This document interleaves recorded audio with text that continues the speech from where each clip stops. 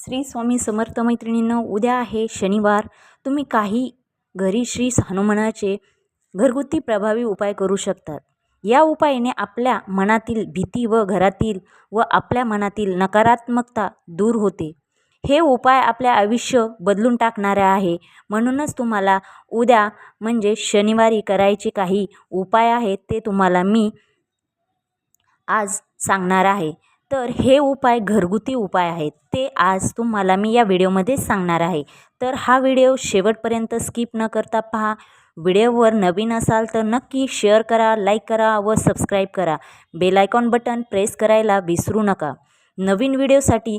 चला तर मग आपण जास्त वेळ न घालवता व्हिडिओला सुरुवात करू. तुम्ही दर शनिवारी किंवा मंगळवारी तुम्हाला ज्या वारी ठीक वाटेल, म्हणजेच मंगळवार किंवा शनिवार असं म्हटलंय, एक तर मंगळवार किंवा शनिवार तुम्हाला हनुमान चालिसाचे पठण करायचे आहे. हे केल्याने आपल्या मनातील भीती व नकारात्मकता दूर होते. शनिवारी जर तुम्ही शेंदूर अर्पण केल्याने शनिवारी सर्व ग्रहांचे दोष असतील तर ते मिटतात आणि एक आत्मविश्वास वाढतो. तसेच आपल्या जीवनात नेहमी काही ना काही अडचणी येत असतात. आपण माणूस आहोत, जीवनात नेहमी ऊच नीच अडथळे हे येतातच. म्हणूनच आपल्याला काही असे छोटे मोठे उपाय करावे लागतात आणि मग त्यातून आपल्याला काही ना काही मार्ग हा सापडतच असतो. म्हणूनच आपल्याला लवंग घातलेली विडा म्हणजेच पानामध्ये एक लवंग घातलेला विडा आपल्याला श्री हनुमानाला अर्पण करायचा आहे. या उपायाने काय होते तर नक्की यश तर मिळतेच, त्याचबरोबर यश मिळते. ह्या गोष्टीमुळे तुम्ही पिंपळाच्या 11 पानांवर राम नाव लिहून शनिवारी त्याची माळ हनुमानाला घातल्याने आपले जुन्या कर्जातून मुक्ती मिळते. आपल्याकडून दुसरे काही होत नाही, परंतु तुम्ही रोज रामनामाचा जप केल्याने हनुमान अत्यंत प्रसन्न होतात. कारण ते रामभक्त आहे. त्याचबरोबर तुम्ही शनिवारी मोहरीच्या तेलाचा दिवा लावून त्यात 2 काळे उडीद टाकल्याने प्रलंबित कामे पूर्ण होतात. दर शनिवारी तिळाचे तेल दान करा. शनिबाधा असेल तर ती शांत होते. जर कधी तुम्हाला प्रवासात असाल, कुठून एकटे येत असाल, घरी एकटे आहात, खूप भीती वाटत आहे तर हनुमते नम या मंत्राचा 11 वेळा जप करा. मंगळवारी तुम्ही ऋणामोचक मंगल स्तोत्र वाचा. यामुळे आर्थिक अडथळे दूर होतात. जर तुमच्या जीवनात नवरा बायकोचे नेहमी काही पण कारणास्तव भांडण होत असतील तर हनुमान मूर्तीसमोर तांदूळ अर्पण करा. वाद भांडण कमी होतील. हा उपाय शनिवारी जाऊन पुरुषांनी करावा. त्याचबरोबर तुमच्या जीवनात शनी दोष असेल तर नक्की तुम्ही शनिवारी उडीद दान करा. नक्की शनी दोष नष्ट होणार.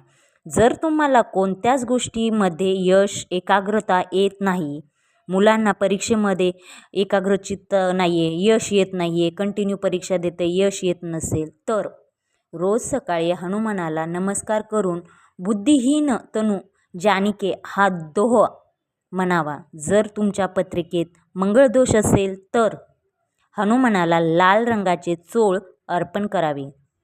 तुम्ही खूप प्रयत्न करत आहात परंतु नोकरीमध्ये समस्या आहेत तर शनिवारी हनुमानासमोर मोहरीच्या तेलाचा 5 मुखी दिवा लावल्याने नोकरीतील समस्या सुटतात. जर वास्तुदोष असेल तर घरातील कोपऱ्यात थोडा शेंदूर एका पांढऱ्या कागदावर ठेवून हनुमानाचे स्मरण करा. नक्की तुमचा वास्तुदोष निघून जाईल. हे केल्याने वास्तुदोष तर कमी होतोच, आपले काही काम होत नाही खूप दिवसापासून. त्याचबरोबर काही आपल्या मनोकामना पूर्ण होत नाही तर तुम्ही हनुमानाला बेसन लाडूचा नैवेद्य दाखवल्याने कामातील अडथळे दूर होऊन मनोकामना पूर्ण होते. जर कोणाला शनीची 7.5 सुरू असेल तर त्यांनी आवर्जून शनिवारी हनुमानाची पूजा केल्यास शनीचा त्रास कमी होतो. तुम्ही शनिवारी काळ्या कुत्र्याला पावरुटी खाऊ घाला. शनिदोष शांत होतो. रोज तुम्ही रामरक्षा स्तोत्र वाचल्याने हनुमानाची कवच तुमच्या कुटुंबाभोवती निर्माण होते. जर तुम्हाला वाईट स्वप्ने पडत असतील तर झोपण्यापूर्वी हनुमान अष्टक वाचा, मन शांत होईल.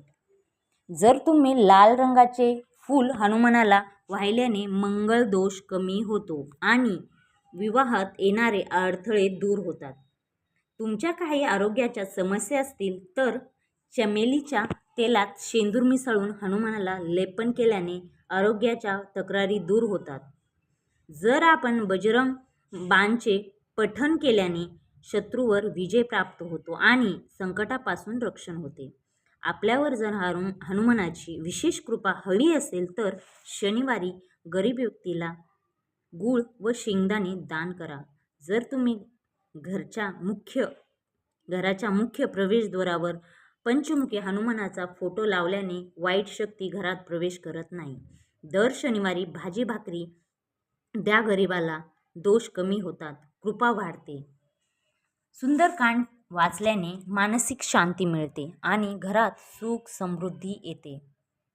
हनुमानाला तुळशीची माळ अर्पण केल्याने धनाची कमतरता कधीच भासत नाही.